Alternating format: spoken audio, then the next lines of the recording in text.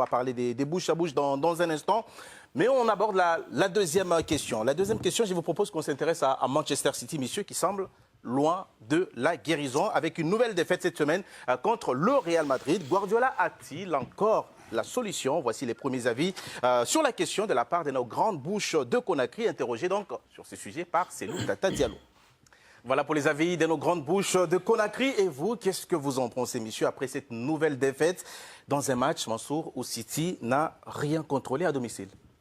Et c'est rare. Ouais. C'est rare et ça est... Après, je sais pas, moi je trouve que Guardiola, souvent dans des situations comme ça, on sent qu'il y a des entraîneurs où ils vont être là, on sent qu'ils n'ont plus de solution. Guardiola, il tente encore. Et je trouve que c'est en ça que c'est encore intéressant parce qu'on sent qu'il n'est pas résigné. Il n'y a rien de pire que la résignation parce que ça, les joueurs vont le sentir. Guardiola, on sent qu'il tente que ce soit dans les schémas tactiques, dans le choix des joueurs, il essaie encore des choses. Ça ne passe pas malheureusement et puis surtout il y a un truc quand même qui je pense à faveur, c'est que même quand il tente que ça se passe un petit peu bien, il est trahi par ses joueurs. Je veux dire, les mauvaises passes de Gundogan, Ederson qui fait un morceau de la poitrine sur une frappe, c'est pas Guardiola ça le problème, c'est les joueurs, c'est des faillites individuelles et c'est en ça que c'est dommageable. Mais sinon je trouve que il peut encore apporter à City, surtout on sent qu'il essaie encore déjà de préparer l'après parce qu'on l'a vu sur le mercato de cet hiver, les Marmouche, Kozanov et autres, et c'est pour préparer l'après. Donc voilà, il a senti que le cycle était terminé. C'est que le football, Guardiola est un immense entraîneur, mais il ne doit pas penser le football que son équipe arrivait à jouer il y a 1 an et demi avec Rodri au milieu du terrain.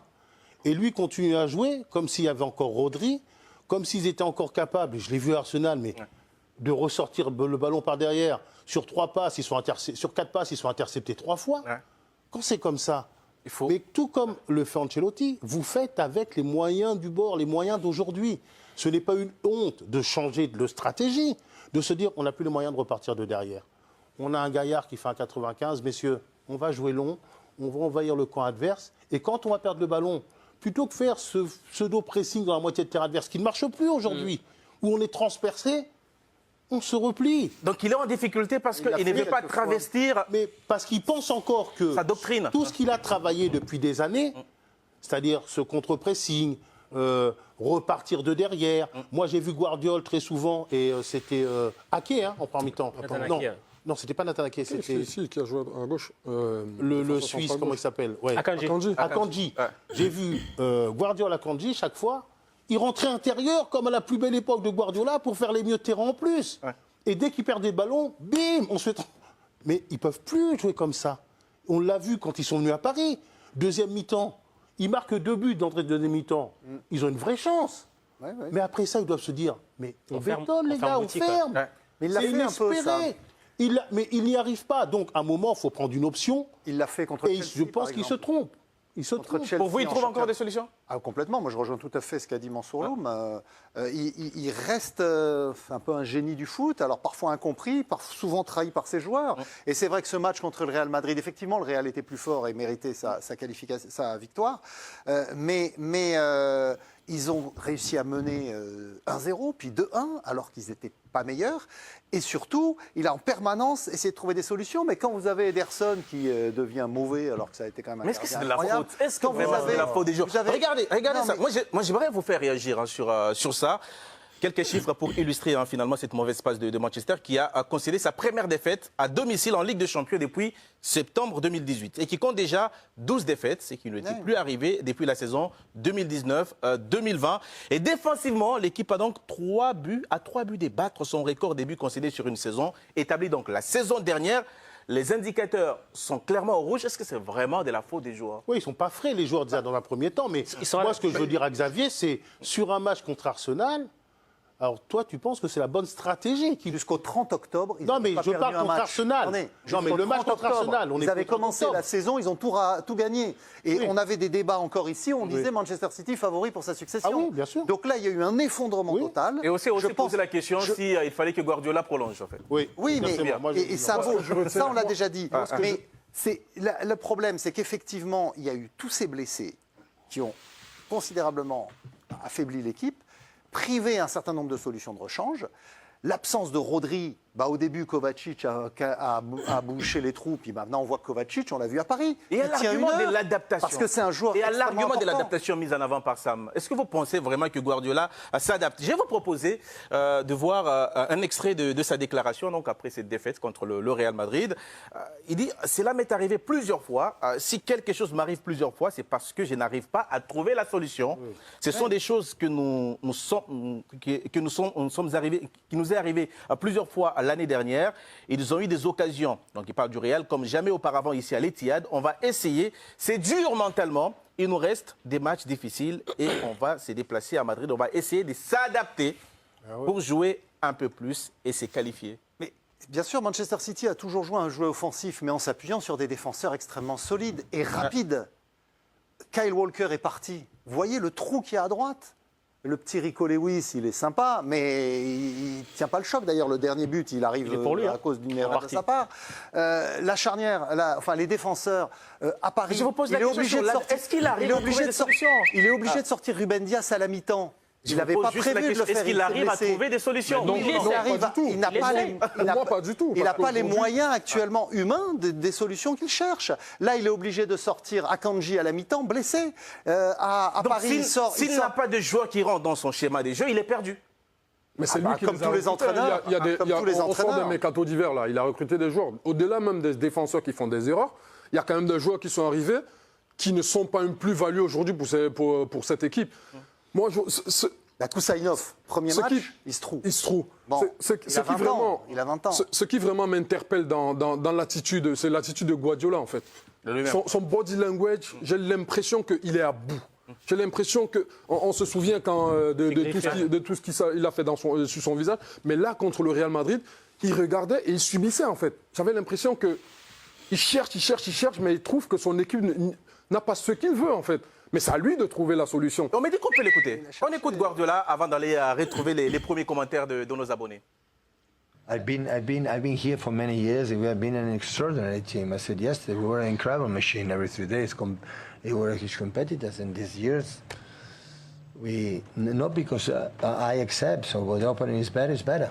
So, but in the moment I'm not able. I said months ago I'm not good enough, to give something to the composer, to the teams, how to manage this kind of situations. But it happened many times. So this is the truth. Voilà, c'est ce que... Vous nous faites remarquer qu'il parle au passé. En fait. Oui, il parle au passé. Il parle au passé. Après, c'est une bonne chose, je trouve, parce que ça veut dire qu'il a fait le deuil de ce City-là. Alors que maintenant, il a compris qu'il faut repartir sur autre chose et qu'il faut que même lui, il dit, voilà, j'essaye, j'arrive pas encore, mais il faut qu'il se renouvelle, qu'il repense sa façon de faire. Allez, on retrouve Flavien Bory pour vos premiers commentaires laissés sur les réseaux sociaux à ce sujet. Alors écoutez, on va commencer avec Abou. La seule solution pour Pep est de quitter Manchester City tant qu'il est temps. Il aurait dû le faire dès le début de saison ou bien ne pas prolonger pour faire comme Klopp. Abdou le sacré. Pep Guardiola est un tacticien de génie. Le groupe est vieillissant et a besoin de 109. Un mélange de jeunes talents et de cadres expérimentés pourra permettre à l'équipe de retrouver sa superbe. Et enfin, Dimitri, de toute sa carrière d'entraîneur, Pep Guardiola n'a jamais été confronté à ce genre de situation. Pour moi, c'est une occasion pour lui de se réinventer. Question pour vous, messieurs. Pep Guardiola n'est-il pas en train d'écorner sa légende et son statut de meilleur entraîneur de tous les temps? Non, pas du tout. Non. Pas du tout. C'est vrai qu'il a une mauvaise passe, ça c'est sûr. Il n'a jamais connu ça de sa carrière. Mais de là à remettre tout ce qu'il a fait par le passé, je pense que c'est... Non. Et puis surtout, quel entraîneur n'a pas eu de mauvaise passe? On a vu tous les... Guardiola. Ouais, mais il a droit. est humain. Il a aussi- Il est ça arrive humain. à tout le monde, Il est ça humain. arrive. C'est Mais normal. est-ce qu'il a bien fait de prolonger? On revient un peu au débat qu'on a eu déjà cette saison. Est-ce qu'il a bien fait de prolonger? Lui, oui, le club, non. Ah, lui, oui. Non, C'est le après... club qui a fait. Je veux dire, il arrivait en fin de contrat, on pouvait se mettre autour d'une table tranquillement en fin de saison, en attendant les résultats.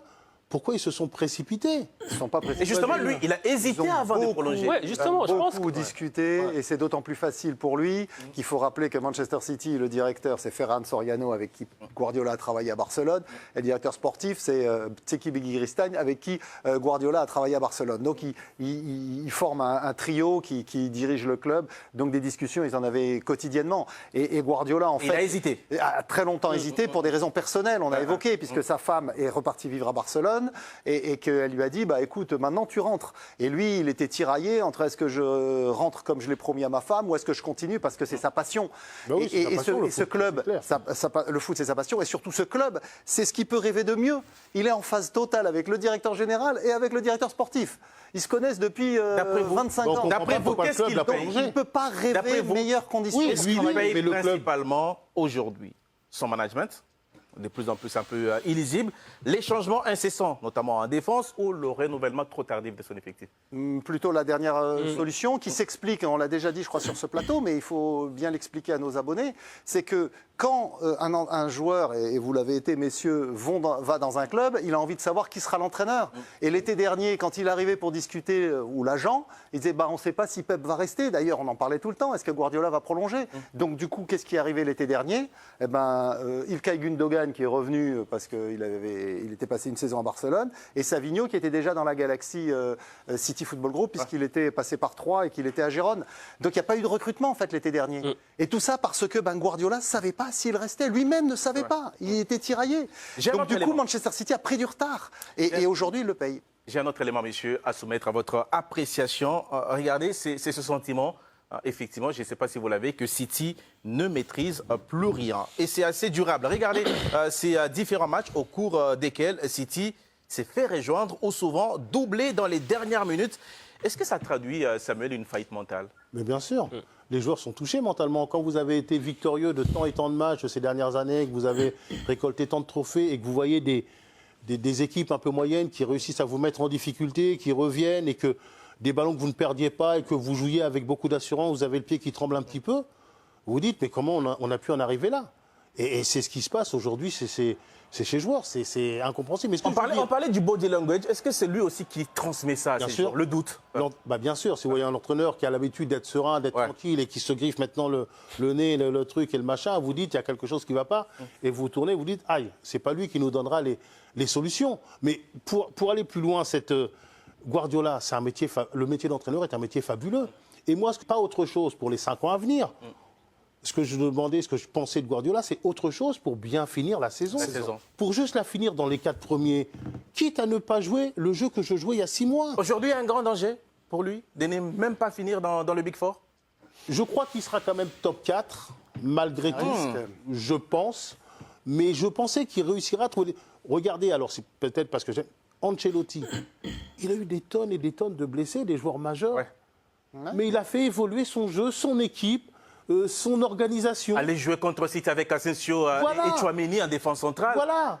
Il s'invente, il se réinvente, il trouve des solutions. C'est le job d'un entraîneur. Et je pensais que Ancelotti étant si fort que... Pas Ancelotti. Guardiola est un entraîneur fabuleux. Je penserais qu'il se dirait, aujourd'hui, qu'est-ce que l'on peut faire et qu'est-ce que l'on ne peut pas faire? On parlait des legacy, d'héritage tout à l'heure, mais Manchester City éliminé en barrage de la Ligue des Champions, est-ce que ça va pas faire tâche? Même si la saison est compliquée. Tout dépend de qui t'élimine. C'est pas n'importe qui. C'est un autre malade. Oui, c'est un malade. Oui, c'est un malade, mais c'est un malade qui est irrationnel. Chaque fois qu'il renverse des situations qui sont improbables, c'est le Real, c'est sa compétition, mine de rien.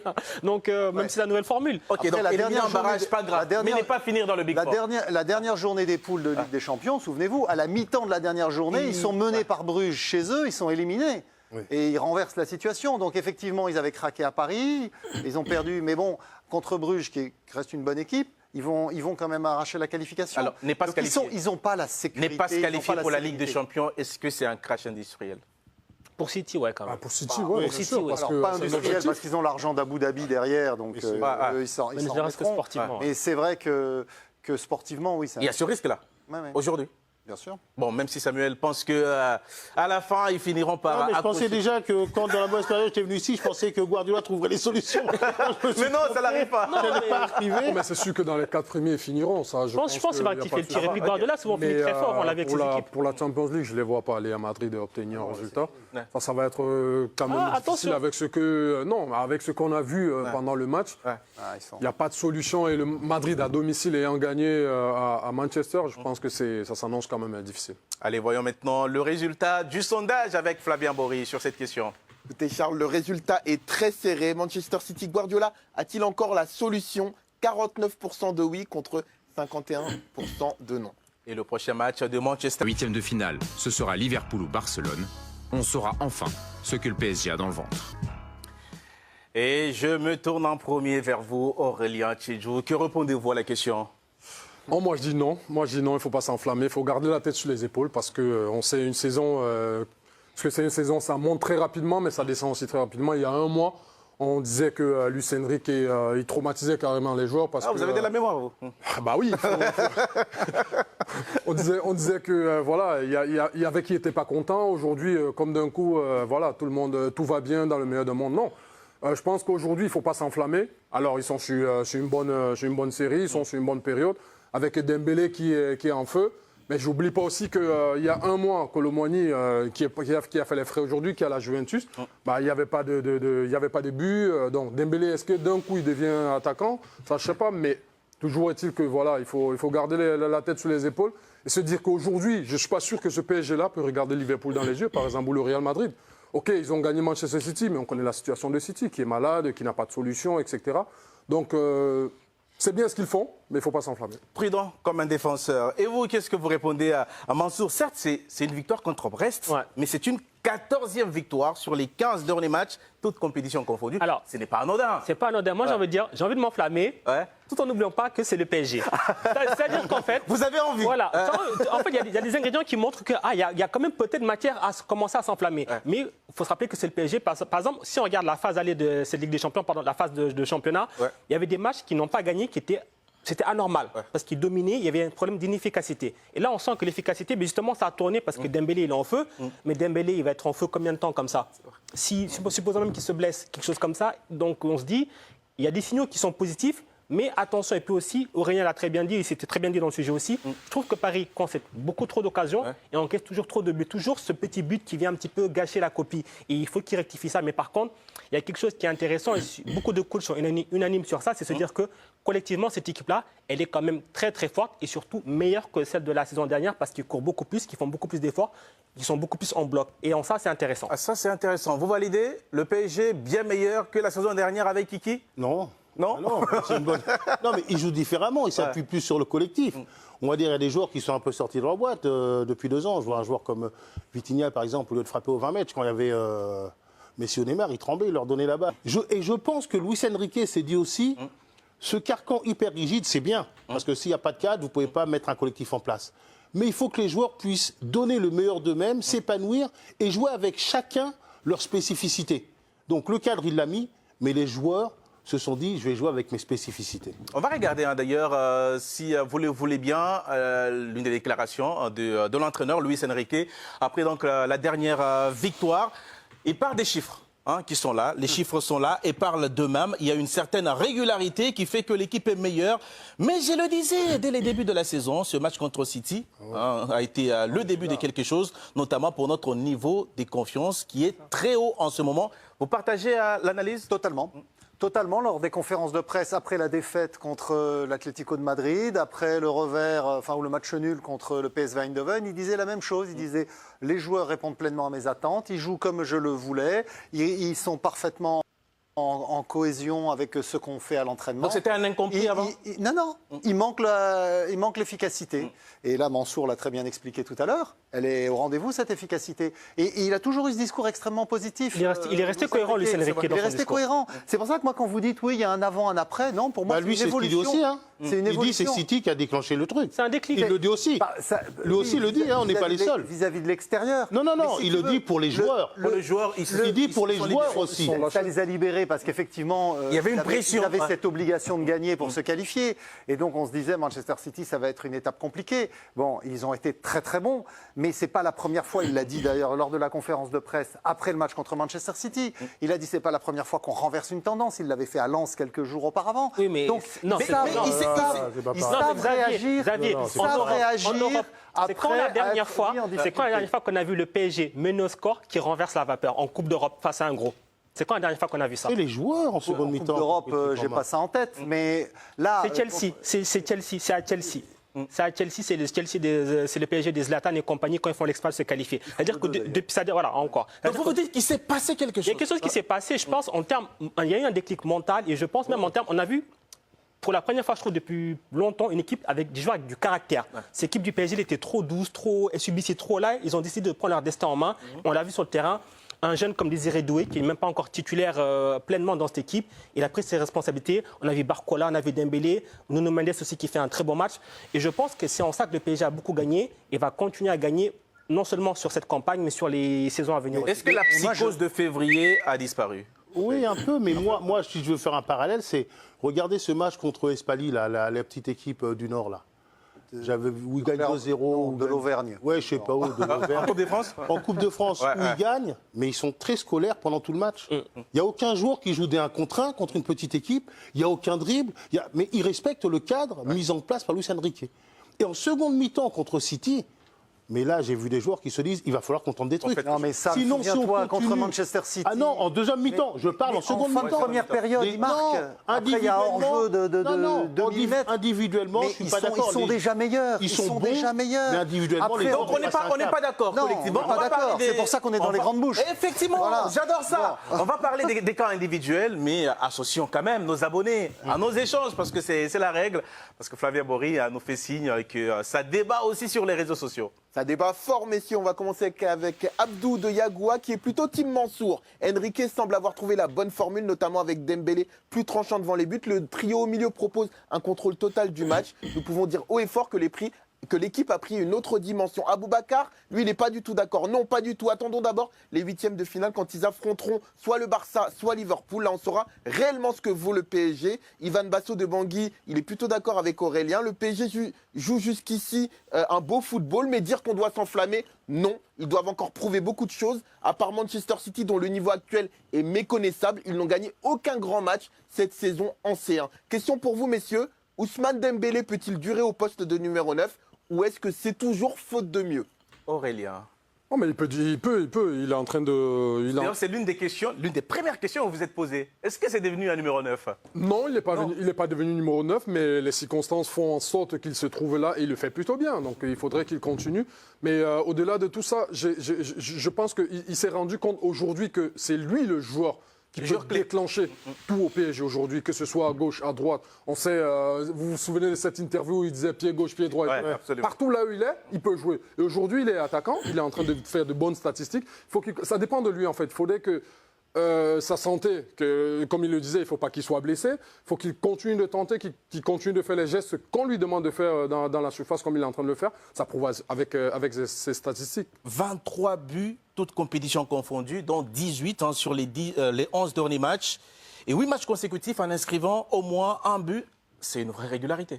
Et puis c'est un exploit historique, puisque je crois que ça arrivait que 3 fois dans l'histoire du PSG. Avant lui, il y avait eu Carlos Bianchi, de mémoire, je ne les ai plus tous en tête. Mais non, c'est assez extraordinaire. Neymar, la métamorphose, ouais. Neymar, Mbappé. La métamorphose, c'est que c'est quelque chose qu'il a travaillé. Et qu'il a travaillé avec Luis Enrique. Tout cet automne, ils ont fait des séances spécifiques pour améliorer son efficacité devant le but. Il y a eu des clashs à un moment donné. Oui, il y a eu des clashs. Enrique l'a pas ménagé, c'était pas plus mal Et aussi. à l'arrivée, le résultat est là. Peut-elle forte, collectivement ou individuellement? Les deux. Les deux? Les deux. Elle est forte, on voit les individualités. Et puis surtout, quand on aspire à être un grand d'Europe, il faut de la concurrence. Le PSG est en train de le montrer en attaque. C'est-à-dire que si tu n'es pas bon, tu ne joues pas.